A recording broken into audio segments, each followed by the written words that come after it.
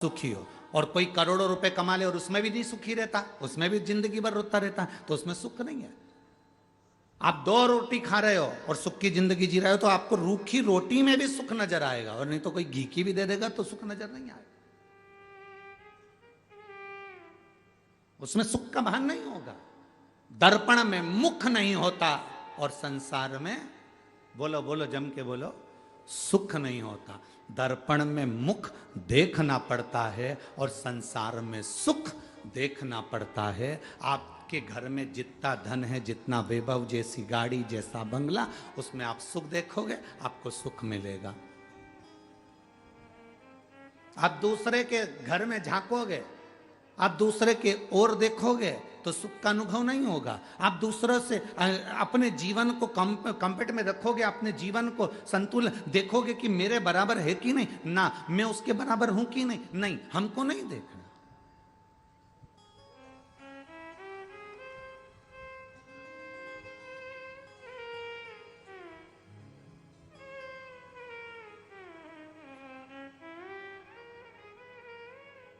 महाराज, हम जब भोले बाबा के चरणों में जाकर बैठते हैं, कुछ मत मांगा, कोई फायदे की बात हमने नहीं सोची, हम तो बस केवल उसके दरवाजे तक गए, हम तो केवल उसको जल चढ़ाने के लिए, हम तो केवल उसको एक लोटा जल चढ़ाने के लिए पहुंचे। अब आगे उसकी मर्जी। तेरे मंदिर में आना मेरा काम है, मेरी बिगड़ी बनाना तेरा काम है। तेरी चौखट पर मैं आ ही गया, मुझे दर्शन दिखाना तेरा काम।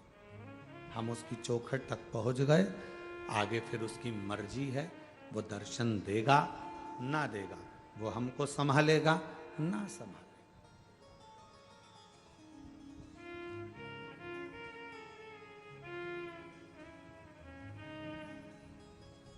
दो जगह गिरना होता है, एक रोड पर चल रहे हो तब गिर गए, और एक मंदिर में दर्शन कर रहे हो तब गिर गए। दो जगह गिरना, दो जगह गिरने का क्रम, एक रोड पर चलते चलते गिर गए, एक मंदिर में गिर गए।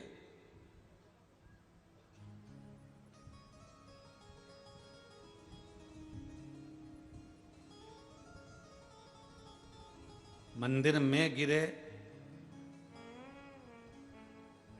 तो उसके चरणों की रज, उसके दरवाजे की धूल, मिट्टी शरीर में लेकर उठे। रोड पर गिरे, संसार के लोगों की वो भाग दौड़, वो मिट्टी लेकर उठे। बनी में गिर जाओ तो कोयला लेके उठे।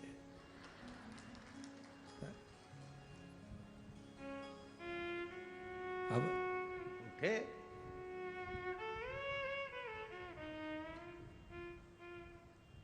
शरीर गिरा, उसने भगवान के चरणारविंद की रज हमारे शरीर में चिपकी, हम उसको लेकर उठे।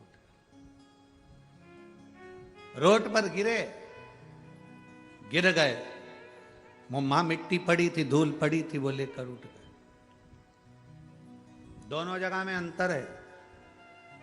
परमात्मा के चरणों में गिरने में अंतर है, वहां गिरे, उसकी चौखट पर गिरे हो तो वो संभालेगा, और किसी के साथ जाते जाते गिर गए तो जो साथ वाला है वो संभालेगा। पर जिसकी चौखट पर गिरे हो वो अंतिम समय तक संभालेगा, और जिसके साथ चलते चलते गिरे वो केवल हॉस्पिटल तक संभालेगा, उसके बाद नहीं संभाल सकता।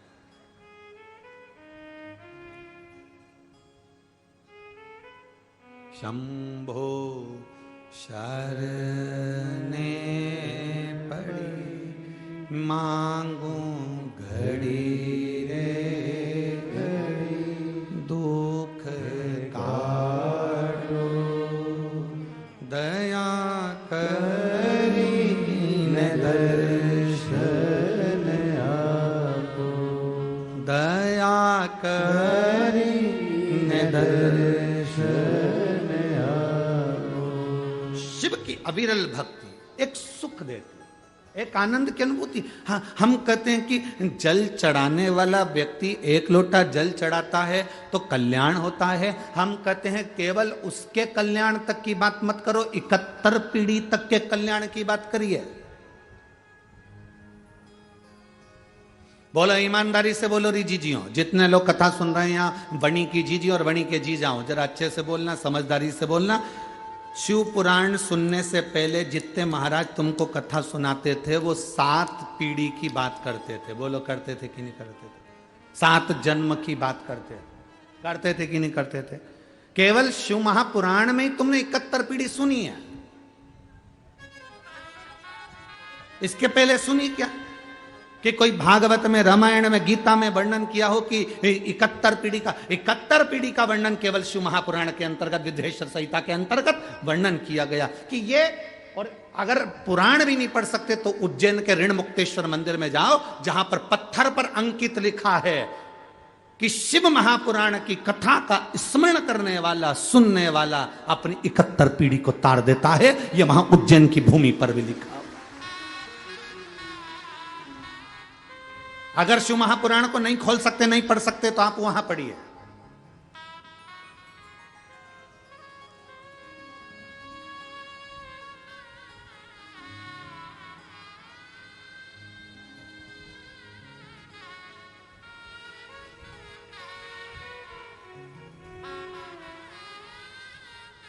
आप अध्ययन तो करो,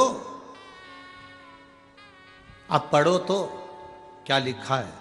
एक बार श्री देवऋषि नारद भ्रमण करते करते श्रीमन नारायण श्रीमन नारायण श्रीमन नारायण श्रीमन नारायण बोलते बोलते देवऋषि नारद पहुंच गए इंद्रलोक में।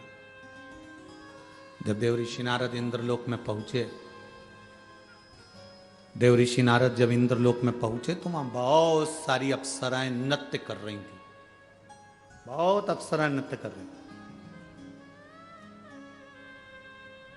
एक अप्सरा देवऋषि नारद ने देखी जिसका नाम था वपु। कौन सी अप्सरा है? नाम बोलो आप लोग। वपु। कौन सी अप्सरा है? वपु। एक वपु नाम की अप्सरा वहां एक कोने में खड़ी थी, ना नृत्य कर रही थी ना गायन कर रही थी, खड़े, जिसके मस्तक पर त्रिपुंड लगा हुआ था।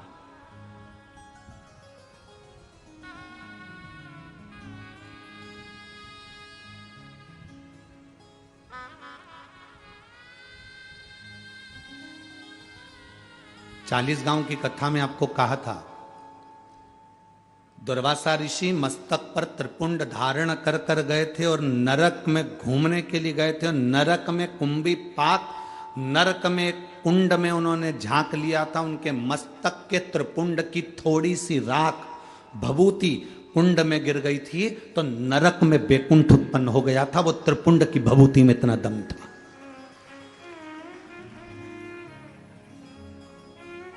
शिवजी पे चढ़ी हुई भभूत में इतना दम था। आप लोगों से निवेदन है, आप रोज भभूति नहीं लगा सकते, आप रोज त्रिपुंड नहीं लगा सकते, आप रोज भगवान का चंदन मस्तक पर नहीं लगा सकते, तो भगवान के ऊपर जो जल चढ़ता है उस जल को अपने ऊपर छीट लिया करो। 24 घंटे एनर्जी रहेगी, 24 घंटे बल।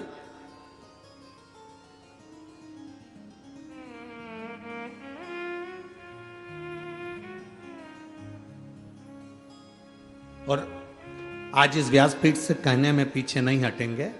हम तो इतना जरूर कहेंगे, अगर कोई व्यक्ति बीमार है, हॉस्पिटल लेकर जा रहे हो, लग रहा है कि इसको बड़ी बीमारी की आशंका है, इसका किडनी लीवर डैमेज हो चुका है, इसको कहीं कैंसर जैसा रोग दिख रहा है, इसके शरीर में कोई ना कोई बड़ी बीमारी डॉक्टर बोल सकता है, तुम्हें लग रहा है कि घबराहट हो रही है, भय लग रहा है कि मैं डॉक्टर को दिखाने नागपुर जा रही हूँ, मैं डॉक्टर को दिखाने के लिए चंद्रपुर जा रही हूँ, मैं डॉक्टर को दिखाने के लिए यवतमाल जा रही हूँ, मैं डॉक्टर को दिखाने के लिए यहाँ जा रही हूँ, और तुम्हें लग रहा है कि कहीं कोई बड़ी बीमारी ना आए, तो हमारा निवेदन है, सबसे पहला काम करना, हॉस्पिटल डॉक्टर को दिखाने से पहले शंकर के मंदिर में जाना, एक लोटा जल समर्पित कर कर आचमन करना, एक बेलपत्री उठाना, तुम खाओ तो ठीक, ना खाओ तो ठीक, उसको पर्स में डालना या जेब में रखना और उसको लेकर हॉस्पिटल तक जाना और कुंदकेश्वर महादेव का नाम लेकर जाना। कभी बड़ी बीमारी नहीं निकल सकती।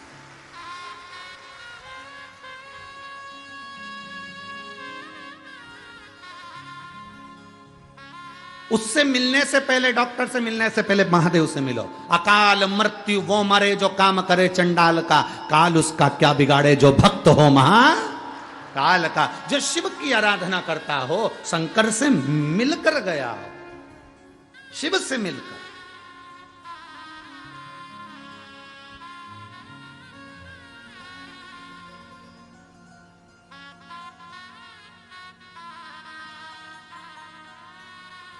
बहुत बड़े डॉक्टर को फाइल दिखा दी, फिर छोटे छोटे डॉक्टरों से जाकर कह दो हम बड़े डॉक्टर मुंबई गए थे, वहां ये डॉक्टर को दिखाकर, बड़े हॉस्पिटल का नाम ले दो, हमने वहां दिखाया। फिर छोटे डॉक्टर को दिखाओ, छोटे तुम्हारे गांव के, तुम्हारे शहर के हॉस्पिटल में जाकर दिखाओ, वो फाइल देखते से कह देगा अरे ये तो माँ के हॉस्पिटल की है। फिर वो कहेगा जब तुम माँ दिखाया है तो फिर हम थोड़ा बहुत ट्रीटमेंट देख लेते।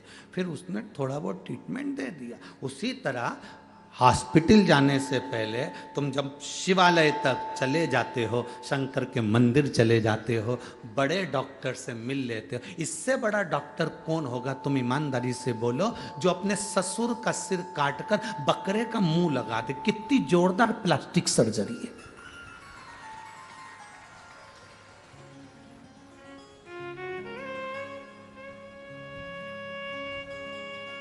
एक लड़के ने लिखकर भेजा, गुरुजी ये बताओ कि गणेश जी का सिर कटा तो शंकर भगवान ने गणेश जी का ही सिर क्यों नहीं जोड़ दिया वापिस, हाथी का सिर क्यों जोड़ा?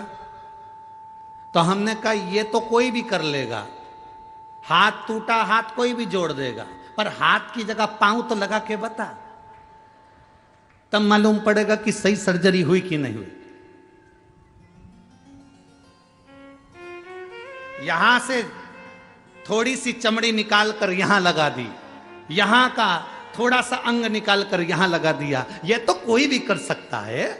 सिर कटा वही की वही सिर तो कोई भी जोड़ सकता है, पर दिक्कत जहां लोगों को लगती है, लोग कहते हैं सनातन धर्म पर उंगली उठाते उठाते तुम्हारे भगवान ने सिर काटा था, वही की वही सिर क्यों नहीं जोड़ दिया, हाथी का सिर क्यों लगाया? हमारा कहने का मतलब केवल इतना सा है, किसी मनुष्य के शरीर पर हाथी का मुंह जोड़कर बता, तब समझे कि प्लास्टिक सर्जरी इसको कहते हैं, और वो भी जिंदा।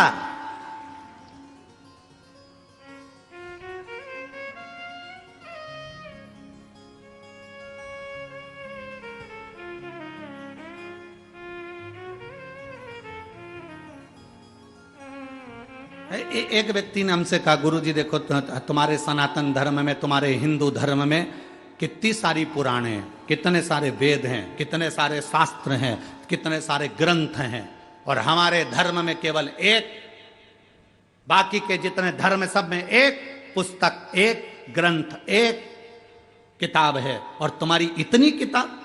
हमने उनसे कहा हम पूरी लाइब्रेरी लेकर चलते हैं, क्योंकि हम सनातन हिंदू हैं, पूरी लाइब्रेरी लेकर चलते हैं।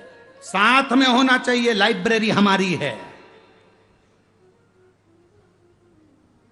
एक पुस्तक टांग कर क्या करें, लाइब्रेरी हमारी है। हम विष्णु पुराण भी पढ़ते हैं, हम गर्ग संहिता भी पढ़ते हैं, तो हम सब कुछ पढ़ते हैं, कोई चीज नहीं छोड़ते,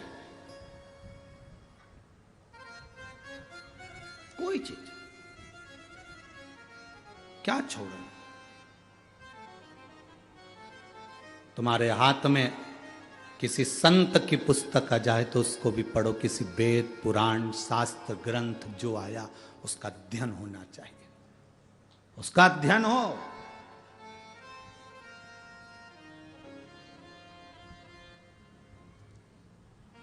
अब वो समय नहीं रहा जिस समय में केवल एक कथा वाचना चालू कर दो, इनका जन्म यहाँ हुआ, उनका जन्म वहाँ हुआ, उन्होंने ये करा, उन्होंने वो करा, और कथा पूरी हो गई। 4 भजन सुना दिए, सबको ताली बजवा दी, थोड़ा बहुत नाच लिए, कूद लिए, और कथा पूरी हो गई।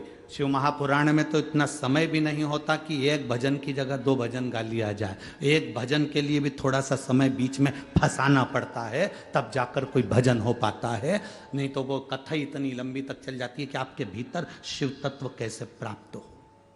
हम जिसके लिए आए, हम जिस परमात्मा को प्राप्त करने के लिए आए, हम जिसके दरवाजे पर आए हैं, वो हमें कैसे मिले। हम गुरु के दरवाजे पर जाएं और उस गुरु के दरवाजे पर जाएं तो हम अगर गुरु के दरवाजे पर पहुंचे, भले हमारा गुरु वहां सामने नहीं हो, पर गुरु ग्रंथ भी अगर वहां पर है तो उस ग्रंथ में गुरु का दर्शन होना चाहिए। उस ग्रंथ में गुरु का दर्शन हो तो समझ लेना कि तुम्हारा गुरु के दरवाजे जाना सार्थक हुआ, तुम्हारा गुरुद्वारे जाना सार्थक हुआ। तुम मंदिर में जाओ और मंदिर में जाने के बाद तुम अगर भगवान को जल चढ़ाते समय तुम्हारे भीतर की इंद्रियां आनंदित ना हो जाए तो तुम्हारा फिर मंदिर जाना व्यर्थ है। वहां आनंदित होना चाहिए कि मैंने जल चढ़ाया तो मेरी इंद्रियां आनंदित हुई।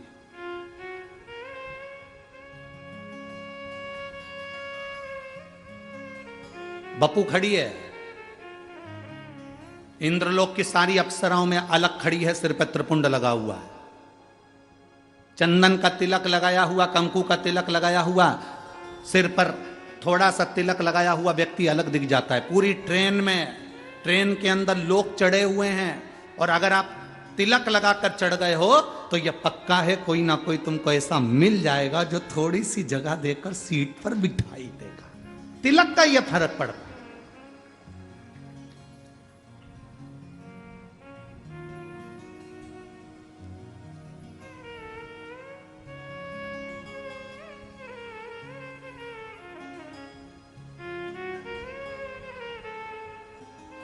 आप थोड़ा सा तिलक लगाए, आपको सम्मान मिलेगा। बहुत बहुत हम कहेंगे आप लोगों को थोड़ी सी काली मिर्ची भी लग सकती है, क्योंकि हमारी बात से लोगों को जरा काली मिर्ची, लाल मिर्ची थोड़ी ज्यादा लगती है। हम कहेंगे आप लोगों को थोड़ा सा लग सकता है। बोल दूं क्या? बोलो, जम के तो बोलो, बोल दूं। एक कायदे के वस्त्र जब पहनकर आप कहीं जाते हो ना तो किसी के बाप में दम नहीं है कि तुम पर निगाह उठाकर देख ले।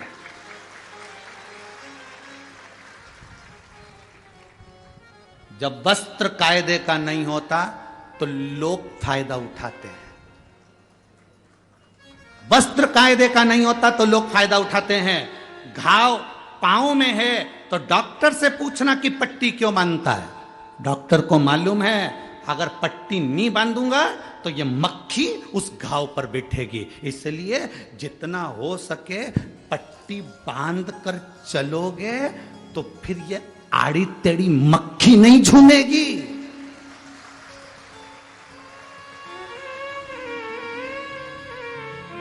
मक्खी झूमती तब है जब घाव दिखते हैं, जब हमारा शरीर नजर आता है।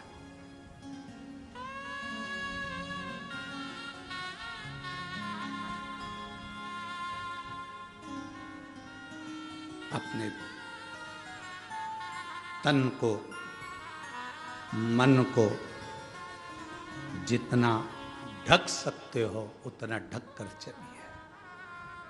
भजन को जितना ढक सकते हो उतना ढक कर चलिए।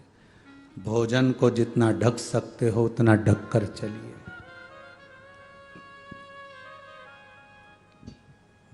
भजन, भोजन, धन और नारी जितनी पर्दे में रहती है उतनी सेफ रहती है, उतनी सेफ है। भजन पर्दे में, माला जप रहे हो गौमुखी के अंदर, भोजन कर रहे हो थोड़ा अंदर।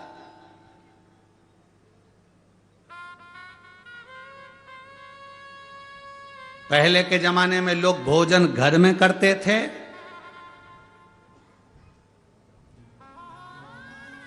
और सोच कर्म करने के लिए बाहर जाते थे, फ्रेश होने बाहर जाते थे।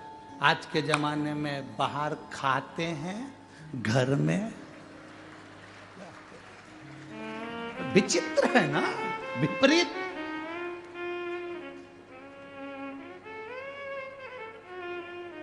सारी होटलों पर खाकर आएंगे और किसी के यहाँ अतिथि के यहाँ मेहमान के जाएंगे, जाते से पूछेंगे टॉयलेट का। अब तू जब इतना पूरी होटलों में खाकर पीकर आया, खूब शान सत्ता से बड़े बड़े 5 स्टार में खाया, वहां टॉयलेट जाता? आते से ही अतिथि के घर में हमको पहले घर में खाते थे, बाहर जाते थे, अब बाहर खाते हैं, घर में जाते हैं। इतना विचित्र। और क्या कहते हैं? हम बहुत पढ़े लिखे हैं। अरे शून्य हो।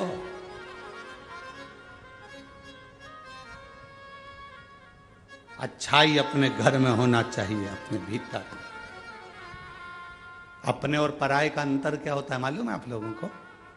अपने और पराये का कभी अंतर देखना हो ना, तो अपने और पराये का अंतर क्या होता है? अपना व्यक्ति कुछ बोलता है तो कान में बोलता है, और पराया व्यक्ति जब भी बोलता है तो पूरे गांव में बोलता है। अगर अपना व्यक्ति हमारी अच्छाई और बुराई हमारे कानों में आकर बताए, ए बेटी तूने कपड़े अच्छे नहीं पहने, ए बेटा तूने ये काम अच्छा नहीं करा, ए बेटा तूने ये अच्छा करा, ए बेटा तूने ये अच्छा करा, तूने अपने कानों में आकर कोई बोले तो समझ लेना कि अपना व्यक्ति है। और अपना ही व्यक्ति अगर पूरे गांव में जाकर हमारी बुराइयां करे, अपशब्द करे, चिल्ला चिल्ला कर बोले, आड़ा टेढ़ा बोले, तो समझ लेना हमारे अपने भी अपने नहीं हुए, ये तो पराये के बराबर है। अपना होता तो कानों में कहता, पराया है इसलिए चिल्ला चिल्ला कर रोडों पर कह रहा है, दूसरों से कह रहा है, मोहल्ले में कह रहा है, समाज में कह रहा है, गांव में कह रहा है, परिवार में कह रहा है। अपना होता तो कानों में आकर कहता, बेटा ये गलत है, बेटी ये गलत है। कानों में आकर कहो, वो सुधारेंगे। गांव में जाकर कह रहे हो मतलब तुम पराये हो, तुम अपने हो ही नहीं सकते। अपने और पराये का सबसे बड़ा भेद यही होता है, अपना व्यक्ति कानों में आकर कहता है, बेटा ये गलत है, बेटी ये अच्छा है, बेटी ये गलत है। और पराया व्यक्ति पूरे गांव में डोंडी पीट पीट कर कहता है, बताओ उसने ऐसा कर दिया, हमारा ही रिश्तेदार, हमारा ही ये, हमारा ही वो, और उसने ऐसा कर दिया। बस वो अगर डोंडी पीट पीट कर कह रहा है, भले तुम्हारा खुद का है, साथ ही है तुम्हारा, पर वो पराये से भी बदतर है, वो पराये से भी बदतर। अपना अपना होता है। बहुत धीरे से समझाया जाए, बहुत धीरे से, बहुत धीरे से समझाया जाए कि ये गलत है, ये सही है, ये ठीक है। बपू देव ऋषि नारद ने देखा कि मस्तक पर त्रिपुंड लगाकर, तिलक लगाकर खड़ी है और भगवत स्मरण में डूबी हुई है। उसके मस्तक के तिलक से पहचान गए नारद जी की ये शिव भक्त है, ये शंकर की उपासक है, ये शंकर की आराधना करने वाली है, ये शंकर की उपासक है। उसकी पहनावे से, उसके चेहरे से पहचान गए कि ये शंकर की उपासक है। जो शिव जी के मंदिर में लोटा भर के जल चढ़ाना प्रारंभ कर देता है, उसको ब्यूटी पार्लर जाने की जरूरत नहीं पड़ती, उसके चेहरे पर खुद चमक आ जाती है, अपने आप चमक आती है, अपने आप उसका ग्लो बन जाता है। उसको ज्यादा कुछ रगड़ने की जरूरत नहीं पड़ती, क्योंकि महादेव को इतना रगड़ के आती है।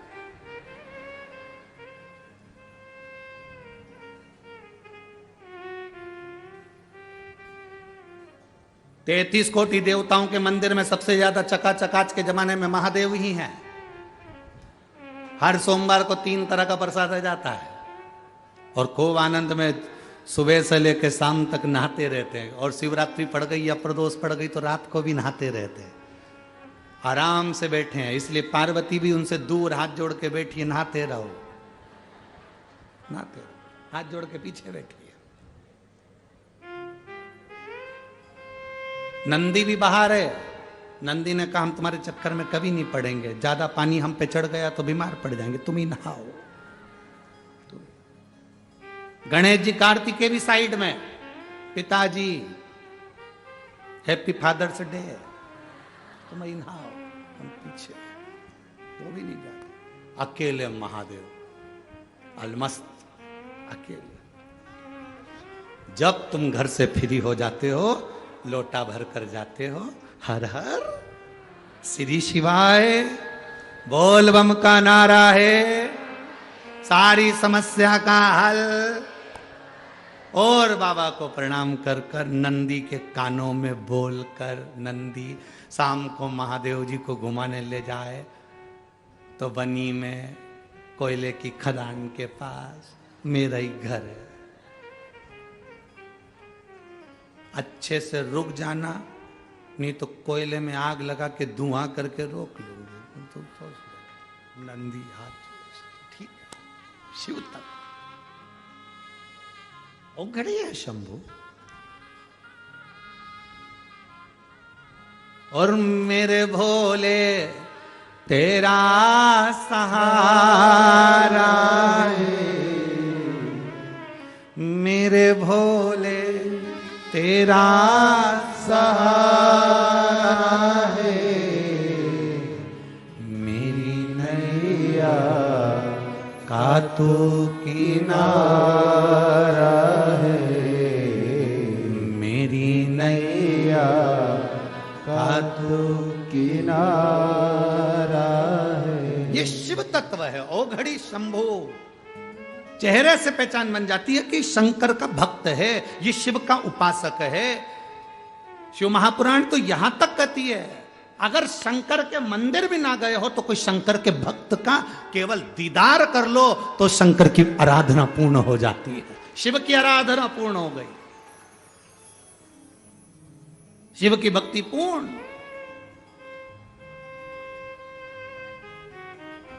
कुछ मत मांगो, बैठे हो तो भी सब कुछ दे देगा। ये 7 मार्च से 13 मार्च तक कुबेरेश्वर धाम सीहोर में रुद्राक्ष उत्सव है। अभी 15 फरवरी तक रुद्राक्ष सीहोर में बटेंगे, उसके बाद में फिर रुद्राक्ष बटना बंद हो जाएंगे, फिर 15 मई से चालू होंगे। क्योंकि बीच में रुद्राक्ष उत्सव है तो उसकी तैयारी करना, व्यवस्था करना, और जो शिवजी के अभिषेक के जो रुद्राक्ष 2 साल के रखे हुए थे वो सारे के सारे बटकर पूर्ण हो गए। 15 तारीख तक शायद पूरे के पूरे ही समाप्त हो जाएंगे। तो अब जितने रुद्राक्ष उत्सव के रुद्राक्ष थे वो तो पूर्ण हो गए।